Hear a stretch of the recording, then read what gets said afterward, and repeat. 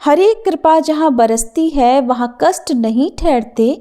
सुनो कथा की अमृत धारा, हरे नाम में जीवन रचते। हरे कृष्णा। आज पौष मास महात्म्य के अध्याय 17 के इस पवित्र अवसर पर हम अपने मन को निर्मल बनाते हुए भगवान के श्री चरणों में शीश नवाते हैं। उनके प्रेम में डूबकर भक्ति के सागर में डुबकी लगाएं, ताकि ये अमृत कथा हमारे जीवन को एक नई दिशा दे सके। आइए हम सभी मिलकर आज की कथा का रसपान करते हैं। मैत्रेय जी कहते हैं, हे विदुर जी, इस प्रकार जब कर्दम जी ने मनु जी के संपूर्ण गुणों और कर्मों की श्रेष्ठता का वर्णन किया, तब उन्होंने उन निवृत्ति परायण मुनि से कुछ सकुचाकर कहा। हे मुने, वेद मूर्ति भगवान ब्रह्मा जी ने अपने वेदमय विग्रह की रक्षा करने के लिए तप, विद्या और योग से संपन्न तथा विषयों में अनासक्त आप ब्राह्मणों को अपने मुख से प्रकट किया है। और फिर उन सहस्त्र चरणों वाले विराट पुरुष ने आप लोगों की रक्षा के लिए ही अपनी सहस्त्र भुजाओं से हम क्षत्रियों को उत्पन्न किया है। इसी प्रकार ब्राह्मण उनके हृदय और क्षत्रिय शरीर कहलाते हैं। अतः एक ही शरीर से संबंध होने के कारण अपनी अपनी और एक दूसरे की रक्षा करने वाले उन ब्राह्मण और क्षत्रियों की वास्तव में श्री हरि ही रक्षा करते हैं, जो समस्त कार्य कारण रूप होकर भी वास्तव में निर्विकार है। आपके दर्शन मात्र से ही मेरे सारे संदेह दूर हो गए, क्योंकि आपने मेरी प्रशंसा के मिस से स्वयं ही प्रजा पालन की इच्छा वाले राजा के धर्मों का बड़े प्रेम से निरूपण किया है। आपका दर्शन अजितेंद्रिय पुरुषों को बहुत दुर्लभ है। मेरा बड़ा भाग्य है जो मुझे आपका दर्शन हुआ और मैं आपके चरणों की मंगलमयी रज अपने सिर पर चढ़ा सका। मेरे भाग्योदय से ही आपने मुझे राजधर्मों की शिक्षा देकर मुझ पर महान अनुग्रह किया है, और मैंने भी शुभ प्रारब्ध का उदय होने से ही आपकी पवित्र वाणी कान खोलकर सुनी है। हे मुने, इस कन्या के स्नेहवश मेरा चित्त बहुत चिंताग्रस्त होता जा रहा है। अतः मुझ दीन की यह प्रार्थना आप कृपापूर्वक सुनिए। ये मेरी कन्या, जो प्रेव्रत और उतान पाद की बहन है, अवस्था, शील और गुण आदि में अपने योग्य पति को पाने की इच्छा रखती है। जब से इसने नारद जी के मुख से आपके शील, विद्या, रूप, आयु और गुणों का वर्णन सुना है, तभी से ये आपको अपना पति बनाने का निश्चय कर चुकी है। हे द्विजवर, मैं बड़ी श्रद्धा से आपको यह कन्या समर्पित करता हूँ। आप इसे स्वीकार कीजिए। यह ग्रस्थोचित कार्यों के लिए सब प्रकार से आपके योग्य है। जो भोग स्वतः प्राप्त हो जाए, उसकी अवहेलना करना विरक्त पुरुषों के लिए भी उचित नहीं है। फिर विषयासक्त की तो बात ही क्या है। जो पुरुष स्वयं प्राप्त किए हुए भोग का निरादर कर और फिर किसी कृपण के आगे हाथ फैलाता है, उसका बहुत फैला हुआ यश भी नष्ट हो जाता है और दूसरों के तिरस्कार से मान भंग भी होता है। हे विद्वन, मैंने सुना है आप विवाह करने के लिए उद्धत हैं। आपका ब्रह्मचर्य एक सीमा तक है। आप नैष्टिक ब्रह्मचारी तो है नहीं, इसलिए अब आप इस कन्या को स्वीकार कीजिए। मैं इसे आपको समर्पित करता हूँ।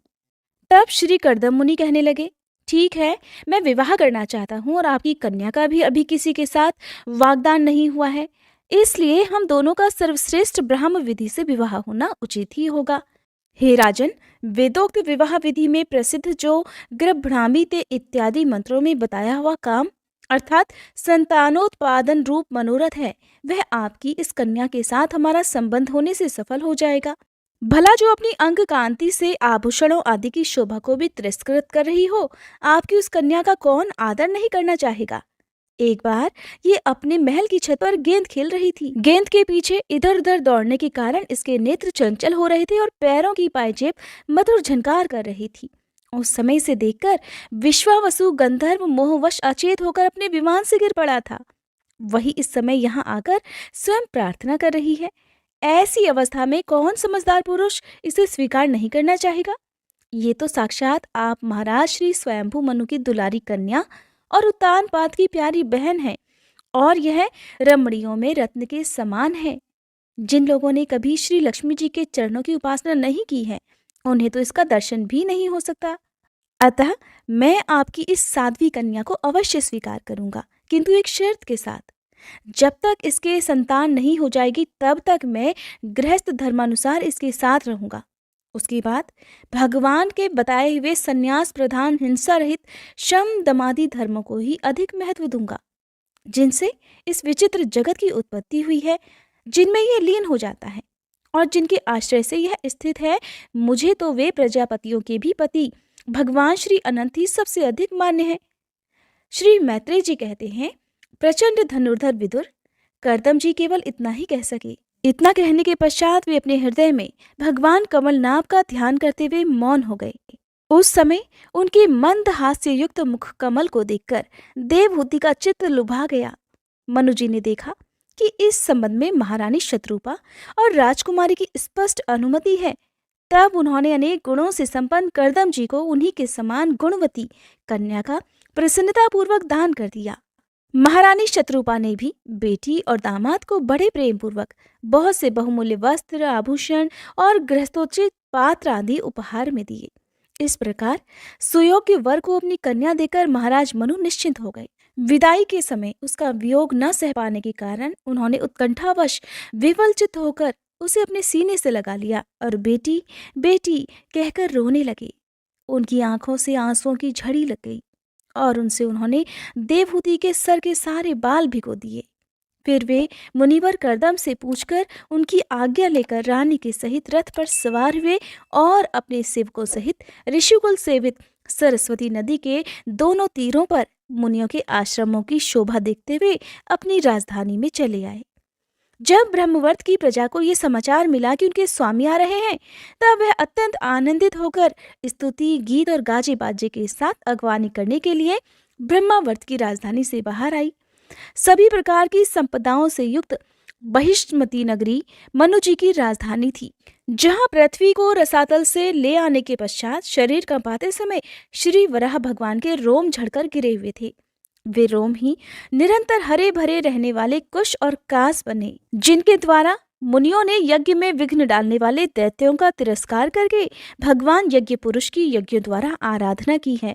महाराज मनु ने भी श्री वराह भगवान से भूमि रूप निवास स्थान प्राप्त होने पर इसी स्थान में कुश और कांस की चटाई बिछाकर श्री यज्ञ भगवान की पूजा की थी।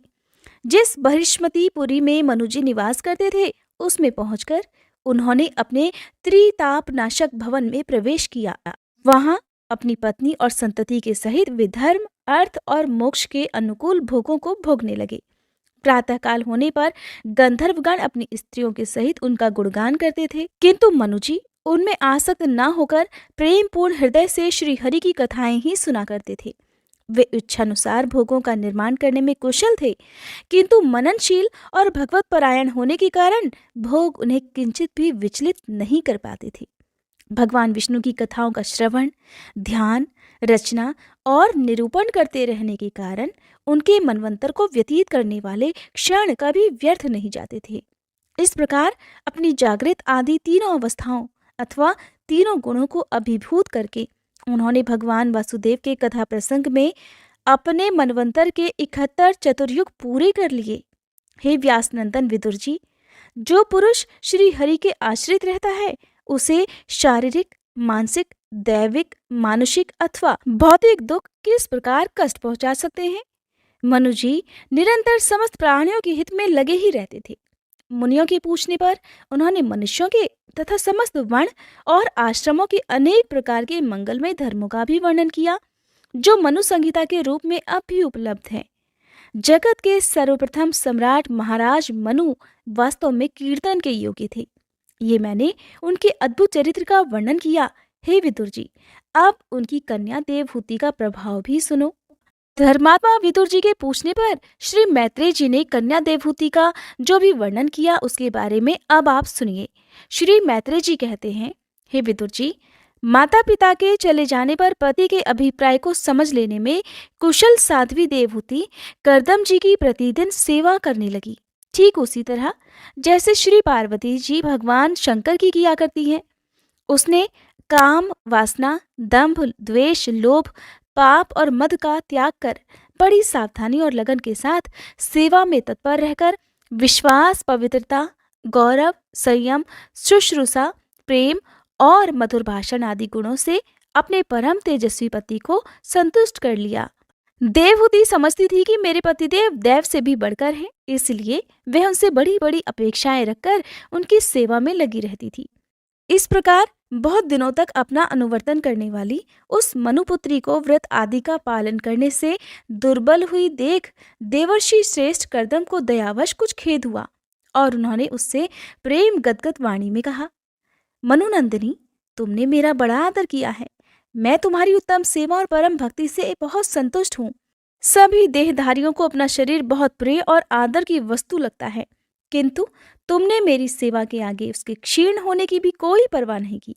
अतः अपने धर्म का पालन करते रहने से मुझे तप, समाधि, उपासना और योग के द्वारा जो भय और शोक से रहित भगवत प्रसाद स्वरूप विभूतियां प्राप्त हुई हैं, उन पर मेरी सेवा के प्रभाव से अब तुम्हारा भी अधिकार हो गया है। मैं तुम्हें दिव्य दृष्टि प्रदान करता हूँ, उसके द्वारा तुम उन्हें देखो। अन्य जितने भी भोग हैं वे तो भगवान श्री हरि के भ्रकुटी विलास मात्र से ही नष्ट हो जाते हैं, अतः वे इनके आगे कुछ भी नहीं है। तुम मेरी सेवा से भी कृतार्थ हो गई हो। अपने पतिव्रत धर्म का पालन करने से तुम्हें ये दिव्य भोग प्राप्त हो गए हैं, अब तुम उन्हें भोग सकती हो। हम राजा हैं, हमें सब कुछ सुलभ है। इस प्रकार जो अभिमान आदि विकार हैं, उनके रहते हुए मनुष्यों को इन दिव्य भोगों की प्राप्ति होना अत्यंत कठिन है। कर्दम जी के इस प्रकार कहने से अपने पतिदेव को संपूर्ण योग माया और विद्याओं में कुशल जानकर उस अबला की सारी चिंता, सारे दुख जाते रहे।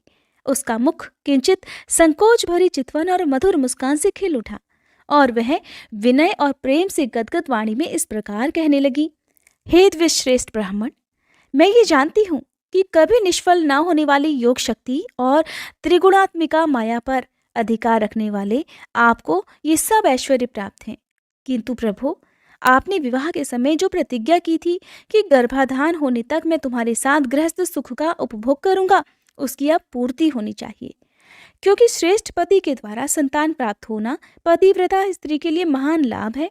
श्री मैत्रेय जी कहते हैं कि हे विदुर जी, कर्दम मुनि ने अपनी प्रिया की इच्छा पूर्ण करने के लिए उसी समय योग में स्थित होकर एक विमान रचा, जो इच्छानुसार सर्वत्र जा सकता था। यह विमान सभी प्रकार के इच्छित भोग सुख प्रदान करने वाला, अत्यंत सुंदर, सभी प्रकार के रत्नों से युक्त, सब संपत्तियों की उत्तरोत्तर वृद्धि से संपन्न और मणिमय खंभों से सुशोभित था।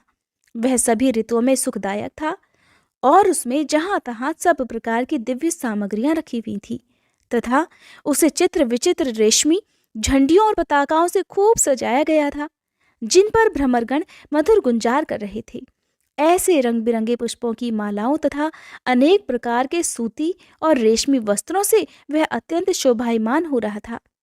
एक के ऊपर एक बनाए हुए कमरों में अलग अलग रखी हुई शैया, पलंग, पंखे और आसनों के कारण वह बड़ा सुंदर जान पड़ता था। जहां तहां दीवारों में की हुई शिल्प रचना से उसकी अपूर्व शोभा हो रही थी। उसमें पन्ने का फर्श था, बैठने के लिए मूंगे की वेदियां बनाई गई थी, मूंगे की ही देहलियां थी, उसके द्वारों में हीरे के किवाड़ थे तथा इंद्रनील मणि के शिखरों पर सोने के कलश रखे हुए थे। उसकी हीरे की दीवारों में बढ़िया लाल जड़े हुए थे, जो ऐसे जान पड़ते थे मानो वे विमान की आंखें हों, तथा उसे रंग बिरंगे चंदोवे और बहुमूल्य सुनहरी बंधनवारों से सजाया गया था। उस विमान में जहां तहां कृत्रिम हंस और कबूतर आदि पक्षी बनाए गए थे, जो बिल्कुल सजीव से मालूम पड़ते थे। उन्हें अपना सजातीय समझकर बहुत से हंस और कबूतर उनके पास बैठ बैठकर अपनी बोली बोलते थे। उसमें सुविधानुसार क्रीड़ा स्थली, शयन गृह, बैठक, आंगन और चौक आदि बनाए गए थे, जिसके कारण वह विमान स्वयं कर्दम जी को भी विस्मित सा कर रहा था। ऐसे सुंदर घर को भी जब देवहूति ने बहुत प्रसन्न मन से नहीं देखा, तब सबके आंतरिक भाव को परख लेने वाले कर्दम जी ने स्वयं ही कहा, हे भीरू, तुम इस बिंदु सरोवर में स्नान करके विमान पर चढ़ाओ। ये भगवान विष्णु का रचा हुआ तीर्थ मनुष्यों को सभी कामनाओं को प्राप्ति कराने वाला है। कमल लोचना देवहूति ने अपने पति की बात मानकर सरस्वती के पवित्र जल से भरे हुए उस सरोवर में प्रवेश किया। उस समय वह बड़ी मैली कुचैली साड़ी पहने हुए थी। उसके सिर के बाल चिपक जाने से उनमें लटें पड़ गई थी, शरीर में मैल जम गया था। सरोवर में गोता लगाने पर उसके भीतर एक महल में उसने 1000 कन्याएं देखी। वे सभी किशोर अवस्था की थी और उनके शरीरों से कमल की सी गंध आ रही थी। देवहूति को देखते ही देखते वे सब स्त्रियां सहसा खड़ी हो गई और हाथ जोड़कर कहने लगी, हम आपकी दासियां हैं, हमें आज्ञा दीजिए, आपकी क्या सेवा करें। हे विदुर जी, तब स्वामिन को सम्मान देने वाली उन रमणियों ने बहुमूल्य मसालों तथा गंध आदि से मिश्रित जल के द्वारा मनस्विनी देवहूति को स्नान कराया तथा उसे तो नवीन और निर्मल वस्त्र पहनने को दिए। और इसके पश्चात उन्होंने देवहूति का बहुमूल्य वस्त्रों और आभूषणों से श्रृंगार किया। अब देवहूति ने दर्पण में अपना प्रतिबिंब देखा, तब उसे पता चला कि वह भांति भांति के सुगंधित फूलों के हारों से विभूषित है, स्वच्छ वस्त्र धारण किए हुए है, उसका शरीर भी निर्मल और कांतिमान हो गया है। तथा उन कन्याओं ने बड़े ही आदर पूर्वक उसका मांगलिक श्रृंगार किया है, उसे सिर से स्नान कराया गया है। स्नान करने के पश्चात अंग अंग में सभी प्रकार के आभूषण सजाए गए हैं। उसके गले में हार हुमेल, हाथों में कंगन और पैरों में छमछमाते हुए सोने के पायजेब सुशोभित हैं। कमर में पड़ी हुई सोने की रत्न जटित करधनी से, बहुमूल्य मणियों के हार से और अंग अंग में लगे हुए कुमकुम आदि मंगल द्रव्यों से उसकी अपूर्व शोभा हो रही है। हे विदुर जी, जब देवहूति ने अपने प्रिय पति देव का स्मरण किया, तब अपने को सहेलियों के सहित वहीं पर पाया जहां प्रजापति कर्दम जी विराजमान थे। उस समय अपने को सहस्त्रों स्त्रियों के सहित अपने प्राणनाथ के सामने देखकर उसे इनके योग का प्रभाव समझकर देवहूति को बड़ा विस्मय हुआ। शत्रु विजयी विदुर जी, जब कर्दम जी ने देखा कि देवहूति का शरीर स्नान करने से अत्यंत निर्मल हो गया है और विवाह काल से पूर्व उसका रूप जैसा था उसी रूप को पाकर वह अपूर्व शोभा से संपन्न हो गई है, उसका सुंदर वक्ष स्थल चोली से ढका हुआ है, हजारों विद्याधारियां उसकी सेवा में लगी हुई हैं तथा उसके शरीर पर बढ़िया बढ़िया वस्त्र शोभा पा रहे हैं, तब उन्होंने बड़े प्रेम से उसे विमान पर चढ़ा लिया। उस समय अपनी प्रिया के प्रति अनुरक्त होने पर भी कर्दम जी की महिमा कम नहीं हुई। विद्याधरियां उनके शरीर की सेवा कर रही थी। खिले हुए कुमुद के फूलों से श्रृंगार करके अत्यंत सुंदर बने हुए विमान पर वे इस प्रकार शोभा पा रहे थे मानो आकाश में तारागण से घिरे हुए चंद्रदेव विराजमान हो। उस विमान पर निवास कर उन्होंने दीर्घ काल तक कुबेर जी के समान मेरु पर्वत की घाटियों में विहार किया। ये घाटियां 8 लोकपालों की विहार भूमि है। इसमें कामदेव को बढ़ाने वाली शीतल मंद सुगंध वायु चलकर इनकी कमनीय शोभा का विस्तार करती है तथा श्री गंगा जी के स्वर्गलोक से गिरने की मंगलमय ध्वनि निरंतर गूंजा करती है। उस समय भी दिव्य विद्याधरियों का समुदाय उनकी सेवा में ही उपस्थित था और सिद्धगण वंदना किया करते थे। इस प्रकार प्राण प्रिया देवहूति के साथ उन्होंने वैश्रंभक, सुरसन, नंदन, पुष्पभद्र और चैत्र रथ आदि अनेक देवोद्यानों तथा मानस सरोवर में अनुराग पूर्वक विहार किया। उस कांतिमान और इच्छा के अनुसार चलने वाले श्रेष्ठ विमान पर बैठकर वायु के समान सभी लोकों में विचरते हुए कर्दम जी विमान विहारी देवताओं से भी आगे बढ़ गए।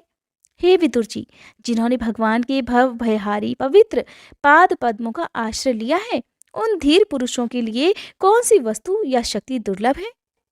इस प्रकार महायोगी कर्दम जी ये सारा भूमंडल जो द्वीप वर्ष आदि की विचित्र रचना के कारण बड़ा आश्चर्यमय प्रतीत होता है, अपनी प्रिया को दिखाकर अपने आश्रम को लौट आए। फिर उन्होंने अपने को 9 रूपों में विभक्त कर रति सुख के लिए अत्यंत उत्सुक मनुकुमारी देवहूति को आनंदित करते हुए उसके साथ बहुत वर्षों तक विहार किया, किंतु उनका इतना लंबा समय एक मुहूर्त के समान बीत गया। उस विमान में रति सुख को बढ़ाने वाली बड़ी सुंदर शैया का आश्रय लेकर अपने परम रूपवान प्रीतम के साथ रहती हुई देवहूति को इतना काल कुछ भी नहीं जान पड़ा। इस प्रकार उस कामासक्त दंपति को अपने योग बल से सैकड़ों वर्षों तक विहार करते हुए भी वह काल बहुत थोड़े समय के समान निकल गया। आत्मज्ञानी कर्दम जी सभी प्रकार के संकल्पों को जानते थे, अतः देवहूति को संतान प्राप्ति के लिए उत्सुक देख भगवान के आदेश को स्मरण कर उन्होंने अपने स्वरूप के 9 विभाग किए। तब देवहूति के एक ही साथ 9 कन्याएं पैदा हुईं। वे सभी सर्वांग सुंदरी थीं और उनके शरीर से लाल कमल की सी सुगंध निकलती थी। इसी समय शुद्ध स्वभाव वाली सती देवहूति ने देखा कि पूर्व प्रतिज्ञा के अनुसार उसके पतिदेव संन्यास आश्रम ग्रहण करके वन को जाना चाहते हैं। तब उसने अपने आंसुओं को रोककर ऊपर से मुस्कुराते हुए व्याकुल और संतप्त हृदय से धीरे धीरे अति मधुर वाणी में कहा। उस समय वह सिर नीचा किए हुए अपने नखमणि मंडित चरण कमल से पृथ्वी को कुरेद रही थी। देवहूति ने कहा, हे भगवान, आपने जो कुछ प्रतिज्ञा की थी वो तो सब पूर्णतः निभा दी। इन सब के बाद भी मैं आपकी शरण में हूँ, अतः आप मुझे अभयदान और दीजिए। हे ब्राह्मण, इन कन्याओं के लिए योग्य वर तो खोजने पड़ेंगे, और आपके वन को चले जाने के बाद मेरे जन्म मरण रूप शोक को दूर करने के लिए भी कोई होना चाहिए। हे प्रभु, अब तक परमात्मा से विमुख रहकर मेरा जो समय इंद्रिय सुख भोगने में बीता है वह तो निरर्थक ही गया। आपके परम प्रभाव को भी न जानने के कारण ही मैंने इंद्रियों के विषय में आसक्त रहकर आपसे अनुराग किया। तथापि यह भी मेरे संसार भय को दूर करने वाला ही होना चाहिए। अज्ञानवश असत्पुरुषों के साथ किया हुआ जो संग संसार बंधन का कारण होता है, वही सत्पुरुषों के साथ किए जाने पर असंगता प्रदान करता है। संसार में जिस पुरुष के कर्मों से न तो धर्म का संपादन होता है और न वैराग्य उत्पन्न होता है, न ही भगवान की सेवा ही संपन्न होती है, वह पुरुष जीते जी मुर्दे के समान होता है। अवश्य ही मैं भगवान की माया से बहुत ठगी गई। जो आप जैसे मुक्तिदाता पतिदेव को पाकर भी मैंने संसार बंधन से छूटने की इच्छा नहीं की।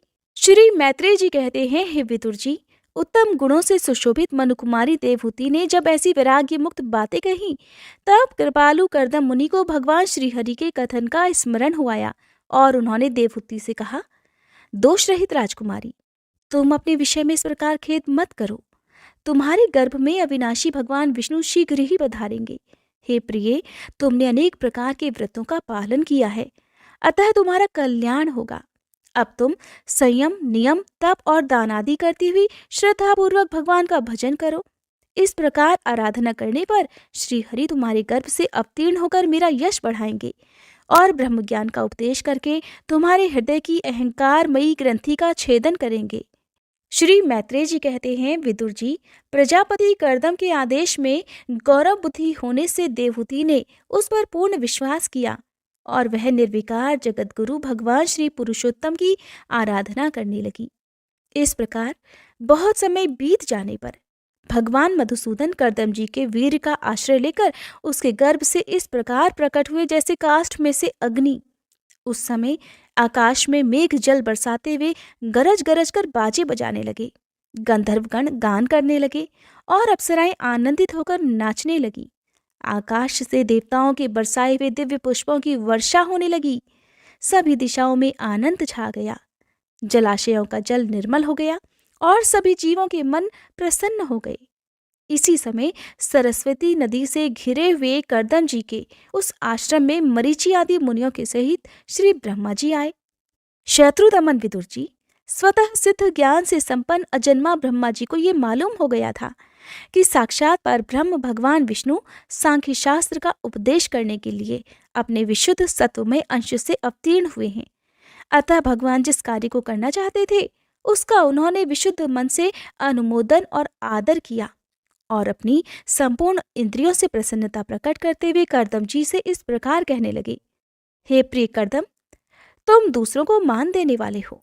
तुमने मेरा सम्मान करते हुए जो मेरी आज्ञा का पालन किया है, इससे तुम्हारे द्वारा निष्कपट भाव से मेरी पूजा संपन्न हुई है। पुत्रों को अपने पिताजी की सबसे बड़ी सेवा यही करनी चाहिए कि जो आज्ञा, ऐसा कहकर आदरपूर्वक उनके आदेश को स्वीकार करें। बेटा, तुम सभ्य हो। तुम्हारी ये सुंदरी कन्याएं अपने वंशों द्वारा इस सृष्टि को अनेक प्रकार से बढ़ाएंगी। अब तुम इन मरीचि आदि मुनिवरों को इनके स्वभाव और रुचि के अनुसार अपनी कन्याएं समर्पित करो और संसार में अपना सुयश फैलाओ। हे मुने, मैं जानता हूँ जो संपूर्ण प्राणियों की निधि है, उनके अभीष्ट मनोरथ पूर्ण करने वाले हैं, वे आदि पुरुष श्री नारायण ही अपनी योग माया से कपिल के रूप में अवतीर्ण हुए हैं।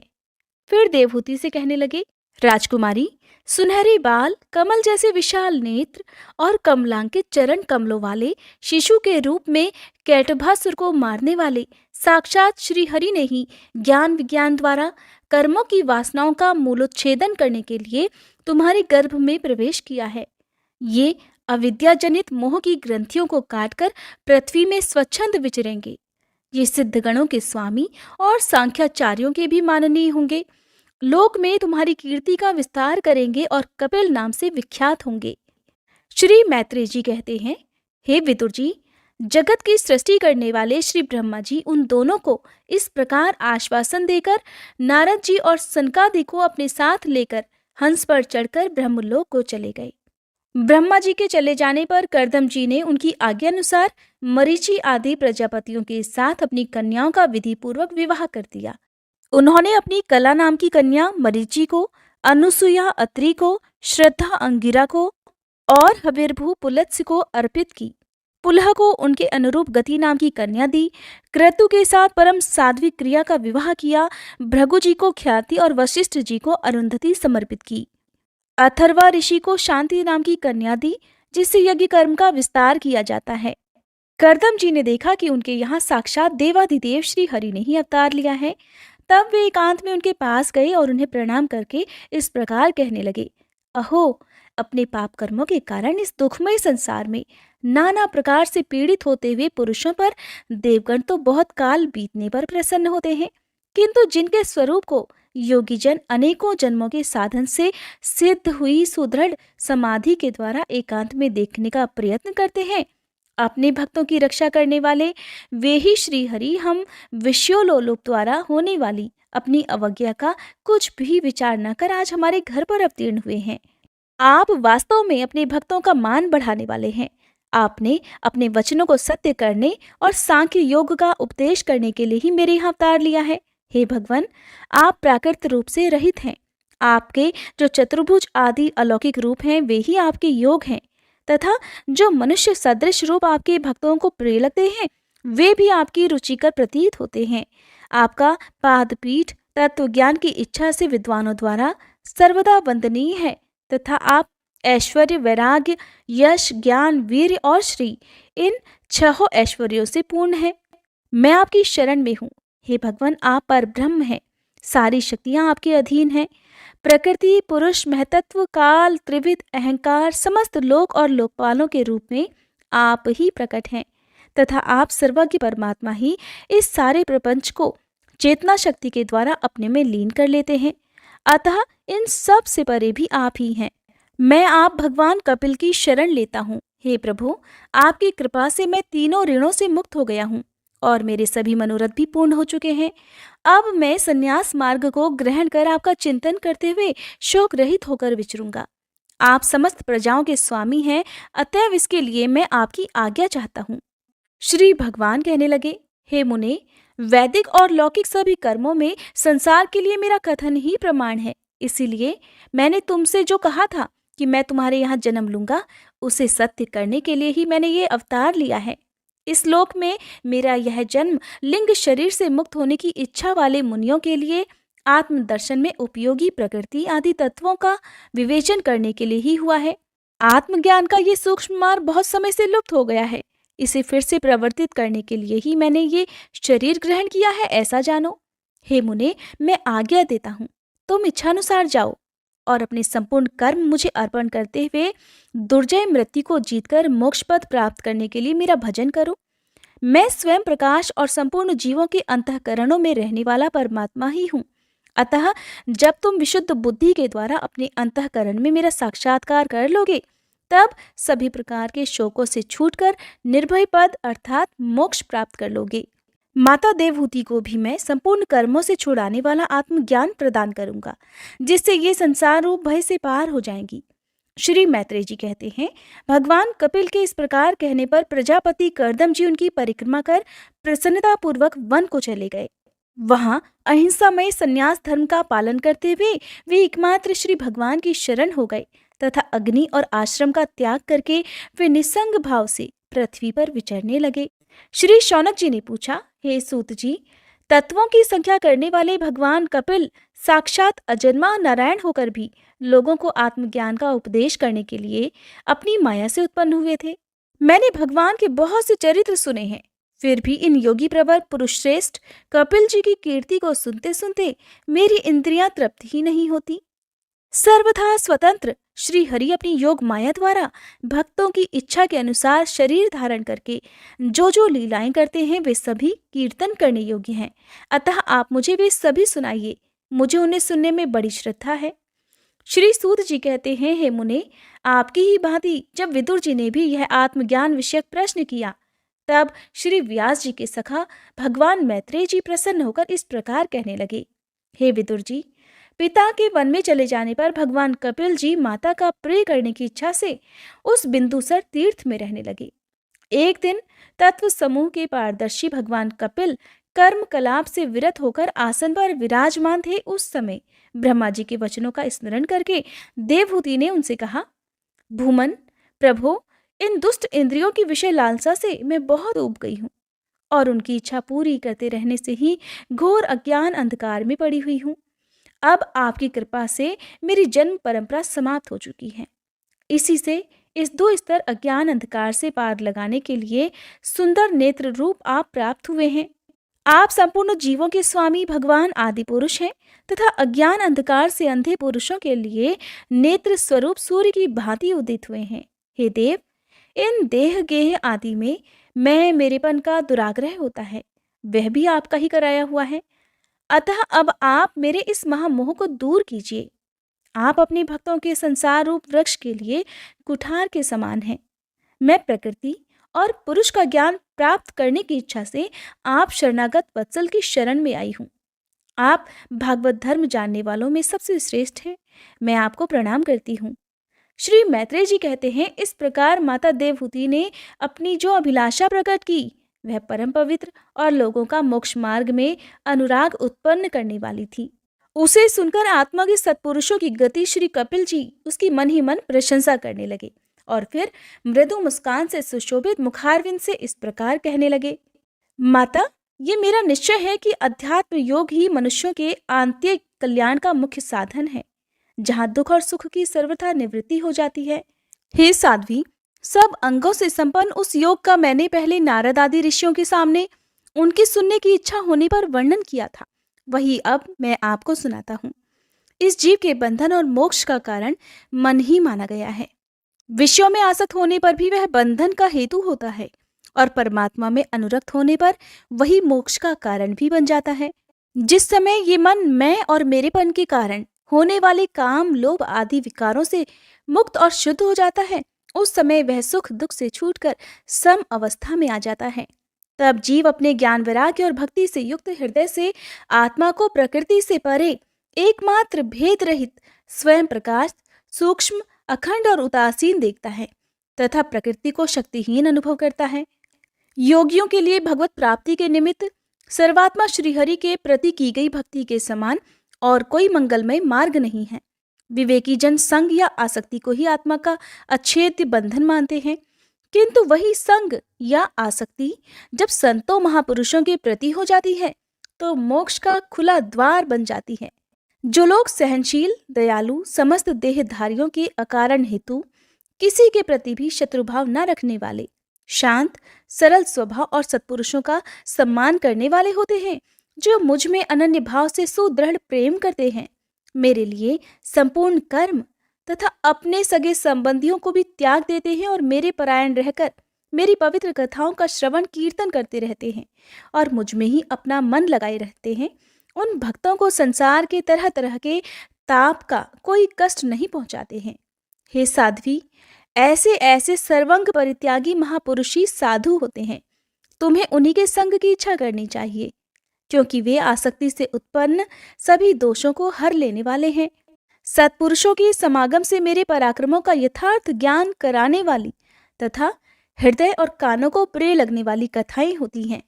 उनका सेवन करने से ही शीघ्र मोक्ष मार्ग में श्रद्धा, प्रेम और भक्ति का क्रमशः विकास होगा। फिर मेरी सृष्टि आदि लीलाओं का चिंतन करने से प्राप्त हुई भक्ति के लौकिक और परलौकिक सुखों में वैराग्य हो जाने पर मनुष्य सावधानी पूर्वक योग के भक्ति प्रधान सरल उपायों से समाहित होकर मनोनिग्रह के लिए प्रयास करेगा। तब देवहूति ने कहा, भगवान, आपकी समुचित भक्ति का स्वरूप क्या है और मेरे जैसी अबलाओं के लिए कैसी भक्ति ठीक होती है, जिससे कि मैं सहज में ही आपके निर्वाण पद को प्राप्त कर सकूं। हे निर्वाण स्वरूप प्रभु, जिसके द्वारा तत्व ज्ञान होता है और जो लक्ष्य को भेदने वाले बाण के समान भगवान की प्राप्ति कराने वाला है, वह आपका कहा हुआ योग कैसा है और उसके कितने अंग हैं? हे हरे, ये सब आप मुझे इस प्रकार समझाइए जिससे कि आपकी कृपा से मैं मंदमती स्त्री जाति भी इस दुर्बोध विषय को सुगमता से समझ सकूं। श्री मैत्रेय जी कहते हैं, हे विदुर जी, जिसके शरीर से उन्होंने स्वयं जन्म लिया था, उस समय अपनी माता का ऐसा अभिप्राय जानकर कपिल जी के हृदय में स्नेह उमड़ आया और उन्होंने प्रकृति आदि तत्वों का निरूपण करने वाले शास्त्र का, जिसे सांख्य कहते हैं, उपदेश किया। साथ ही भक्ति विस्तार और योग का भी वर्णन किया। कपिल जी कहने लगे, हे माते, जिसका मन एकमात्र भगवान में ही लग गया है, ऐसे मनुष्य की वेद विहित कर्मों में लगी हुई तथा विषयों का ज्ञान कराने वाली कर्मेंद्रिय और ज्ञानेंद्रिय दोनों प्रकार की इंद्रियों की जो सत्व मूर्ति श्री हरि के प्रति स्वभाव की प्रवृत्ति है, वही भगवान की अहेतु की भक्ति है। वह मुक्ति से भी बढ़कर है, क्योंकि जठरा नल जिस प्रकार खाए हुए अन्न को पचाता है, उसी प्रकार ये भी कर्म संसारों के भंडार रूप लिंग शरीर को तत्काल भस्म कर देती हैं। मेरी चरण सेवा में प्रीति रखने वाले और मेरी ही प्रसन्नता के लिए समस्त कार्य करने वाले कितने ही बड़भागी भक्त, जो एक दूसरे से मिलकर प्रेम पूर्वक मेरे ही पराक्रमों की चर्चा किया करते हैं, मेरे साथ एकाकी भाव की भी इच्छा नहीं करते। वे साधुजन अरुण नयन और मनोहर मुखारविंद से युक्त मेरे परम सुंदर और वरदायक दिव्य रूपों की झांकी करते हैं और उनके साथ सप्रेम संभाषण भी करते हैं, जिसके लिए बड़े बड़े तपस्वी भी लालयित रहते हैं। हे माँ, दर्शनी अंग प्रत्यंग, उदार हास विलास, मनोहर चितवन और सुमधुर वाणी से युक्त मेरे उन रूपों की माधुरी में उनका मन और इंद्रियां फंस जाती हैं। ऐसी मेरी भक्ति ना चाहने पर भी उन्हें परम पद की प्राप्ति करा देती है। अविद्या की निवृत्ति हो जाने पर यद्यपि वे मुझे मायापति के सत्यादि लोकों की भोग संपत्ति, भक्ति की प्रवृत्ति के पश्चात स्वयं प्राप्त होने वाली अष्ट सिद्धि अथवा वैकुंठ लोक के भगवदीय ऐश्वर्य की इच्छा भी नहीं करते, तथापि मेरे धाम में पहुंचने पर उन्हें ये सब विभूतियां स्वतः ही प्राप्त हो जाती हैं। हे माता, जो लोग इस लोक और परलोक और इन दोनों लोकों में साथ जाने वाले वासनामय लिंग देह को तथा शरीर से संबंध रखने वाले जो धन, पशु और ग्रह आदि पदार्थ हैं, उन सभी को और अन्याय संग्रह को छोड़कर अनन्य भक्ति से सब प्रकार मेरा ही भजन करते हैं, उन्हें मैं मृत्यु रूप संसार सागर से पार करा देता हूँ। मैं साक्षात भगवान हूँ, प्रकृति और पुरुष का भी प्रभु हूँ तथा समस्त प्राणियों का आत्मा हूँ। मेरे सिवा और किसी का आश्रय लेने से मृत्यु रूप महाभय से छुटकारा नहीं मिल सकता। मेरे भय से ये वायु चलती है, मेरे भय से सूर्य तपता है, मेरे भय से इंद्र वर्षा करता और अग्नि जलाती है तथा मेरे ही भय से मृत्यु अपने कार्य में प्रवृत्त होता है। योगी जन ज्ञान वैराग्य युक्त भक्ति योग के द्वारा शांति प्राप्त करने के लिए मेरे निर्भय चरण कमलों का आश्रय लेते हैं। संसार में मनुष्य के लिए सबसे बड़ी कल्याण प्राप्ति यही है कि उसका चित्त तीव्र भक्ति योग के द्वारा मुझ में लगकर स्थिर हो जाए। हरे कृष्णा। कथा को अंत तक सुनने के लिए आप सभी का बहुत बहुत आभार। इसके आगे का वृतांत आप सभी कल के अध्याय में जरूर सुनिएगा।